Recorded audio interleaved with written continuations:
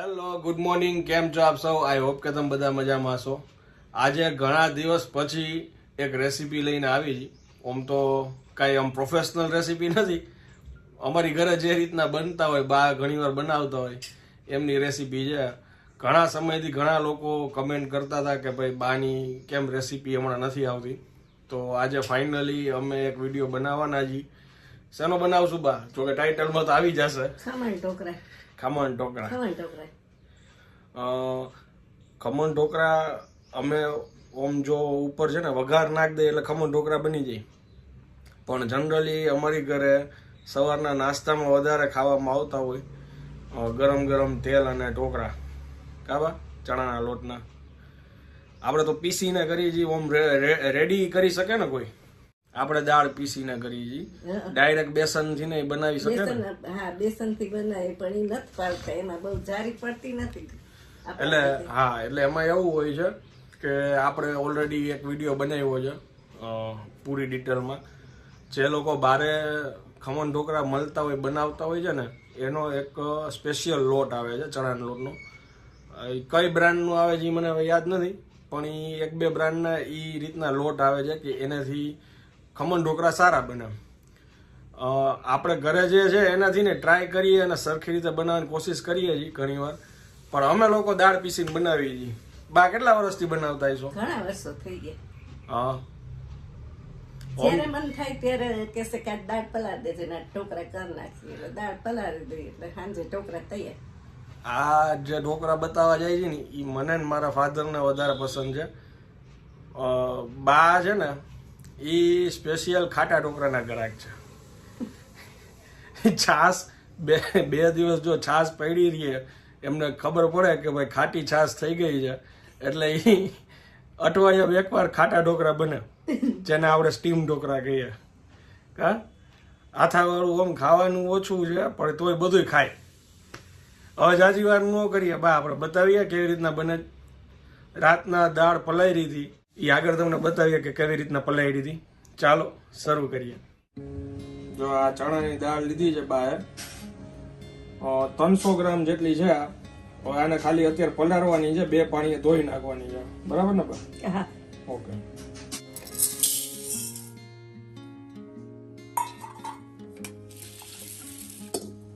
બે પાણી ખાલી ધોવાની છે ને?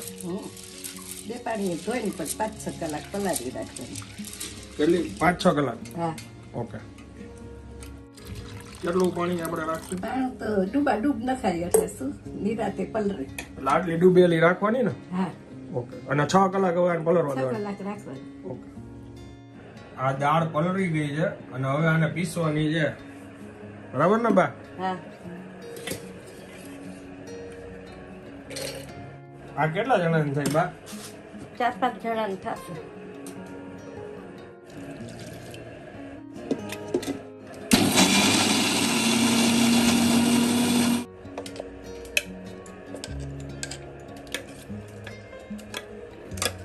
જો કરવું છે, એકદમ લીસું નહીં કરવાનું, બરાબર ને? હા, કરવું રાખે. અચકચરું રાખવાનું રહેશે. હા, છે ને અડધી વાટકી મોરી દાળ મોરી છાશ છે ને એ નાખું છું એટલે બોરો આવે.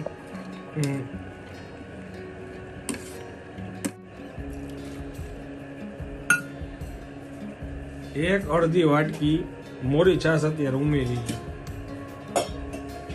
થોડી ખટાશ માટે. બાકી જનરલી અત્યારે ગરમીમાં આમ વાંધો ન આવે કા? નાખવી તો પડે જ, નકર વાસ આવે. ઓકે.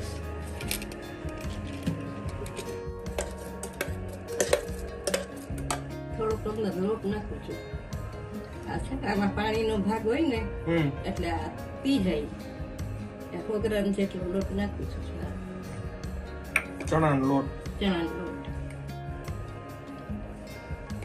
હાથેથી મિક્સ કરવાનો? હા, નકર ગાંગડા થઈ જાય ને.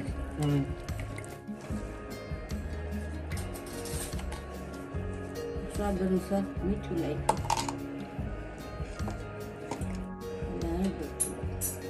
કલર માટે?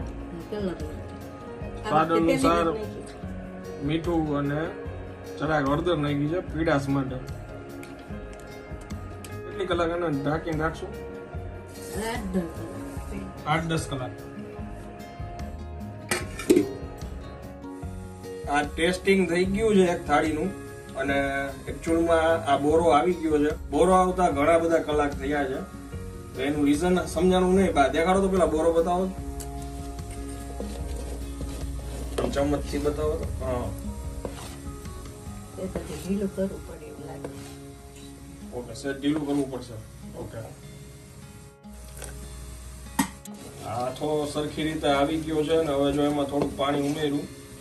સવારના 8 વાગે 8 થી 9 વાગ્યા સુધીમાં હજી બોરો નહોતો આવ્યો, આખી રાત રાખ્યા પછી થોડુંક આને તડકામાં રાખ્યો એ પછી ફાઇનલી આવી ગયો છે આથો. બરાબર ને બા? હા, અને ટેસ્ટિંગ થઈ ગઈ છે એક થાળી. એટલે હિંગ મીઠું હજી કઈ ઉમેરવાનું બાકી હોય તો હવે આનાથી સારી અત્યારે હવે થાળી બનશે.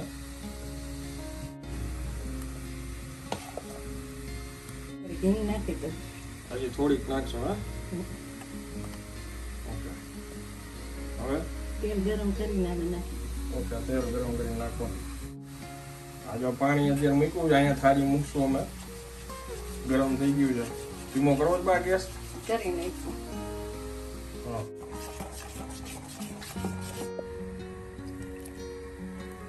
ગરમ તેલ 2 ચમચ જેટલું ગરમ તેલ ઉમેર્યું છે. એનાથી શું થાય? સ્વાદ આવે અને જારી પડે ને એટલા માટે ગરમ તેલ નાખું છું.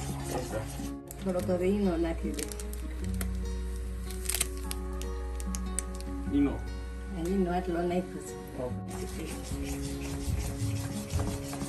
ટાટા સોડાય ચાલે ને? હા, બે ચાલે. આ કોઈ પ્રોફેશનલ વિડીયો નથી બનાવતા, એટલે કોઈ નવા કોઈ હોય બ્લોગ જોઈને આવતા હોય તો કોઈ નવા સબસ્ક્રાઇબર હોય એને ખ્યાલ હોય કહી દો. મેં રોજના હજારો કિલો હોલસેલમાં ઢોકળા બનાવતા હોય ને એની આપણે perfect recipe it and drive channel ઉપર મૂકી છે. એટલે પરફેક્ટ રેસીપી તમારે જોઈ હોય તેમાં ટાટા સોડા નાખીને બતાવી છે અમે, અને સક્સેસ છે. ઇન્ડિયા તો ઠીક, ભારતમાં તો ઠીક છે, પણ પાકિસ્તાન, અમેરિકા, લંડન કેટલી જગ્યાએથી લોકોએ બનાવ્યા છે અને ઢોકળાના ફોટા મોકલ્યા છે. અને આ જો ફીણા ફીણા થવા માંડ્યું એટલે હવે પરફેક્ટ થાય છે એમ ને. તો આ નીચે થાળી ગ્રીસ કરેલી રાખી છે, મીન્સ કે તેલ લગાવેલું છે. નાખી દો તમે.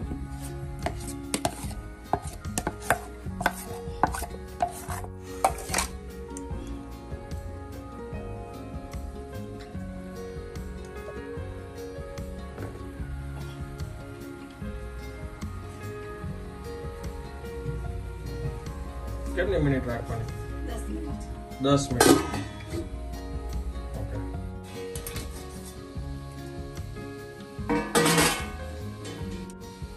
થઈ ગઈ. ઓકે,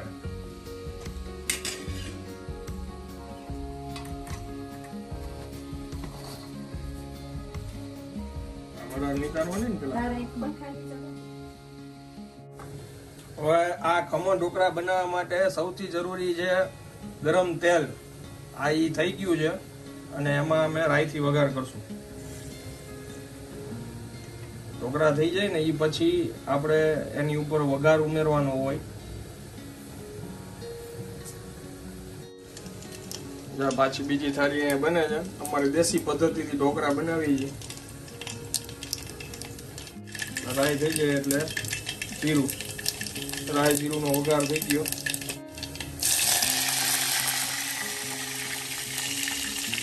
આ લીમડો, મરચા,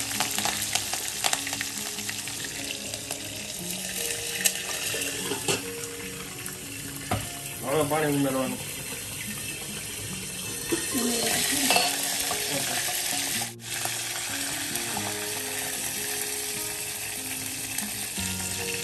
આ પાણી ઉમેર્યું.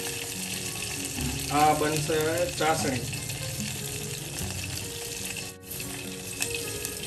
આ ઉમેરી ખાંડ.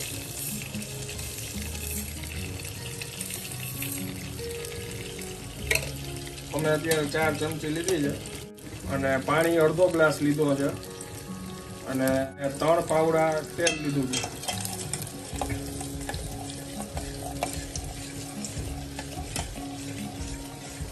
ચાલો હવે બસ આ ચાસણી થઈ જાય, ખાંડ ઓગળી જાય એટલે આપણું આ પાણી તૈયાર. આ છે ને ઠરી ગયા છે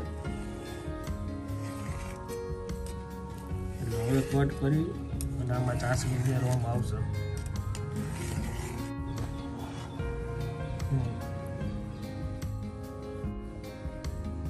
હા, દબાવીને બતાવો. સારી પડી છે ને. અને જો પાછળનું ટેક્સચર જો પરફેક્ટ. ચાલો જો આ ચાસણી ઉમેરે છે. વાહ રે વાહ. હા હા,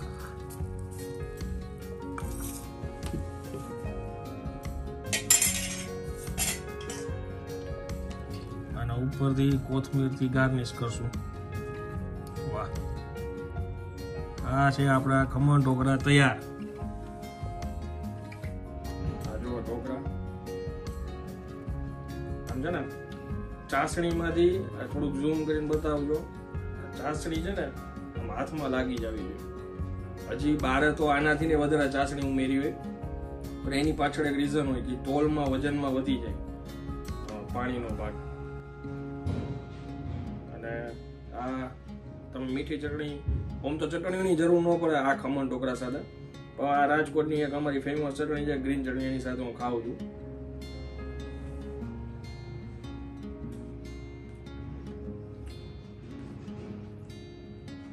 મસ્ત બીને જો બા.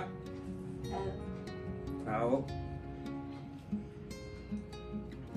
અવારનવાર અમે ઢોકળા બનાવતા હોય. જનરલી નાસ્તામાં હું ઘણી વાર એમ કહું કે આ ઢોકળા બનાવજો. આનું નામ છે ખમણ ઢોકળા. એટલે મને તો આ ગરમ ગરમ ઢોકળા આ રીતના ભાવે. લસણ ચટણી અને સિંગ તેલ, અને બીજું આની સાથે કાંઈ જ ન જોઈએ. અને હવે હું આ વિડીયોને વિરામ આપું છું. રેસીપી જો સારી લાગી હોય તો આગળ શેર કરી દેજો. કમેન્ટ કરીને મને જરૂરથી જણાવજો બાની આ રેસીપી કેવી લાગી અને તમે લોકો ઘરે કઈ રીતે બનાવો છો. અને વિડીયોને એક લાઈક આપી દેજો. ત્યાં સુધી જય હિન્દ, જય ભારત.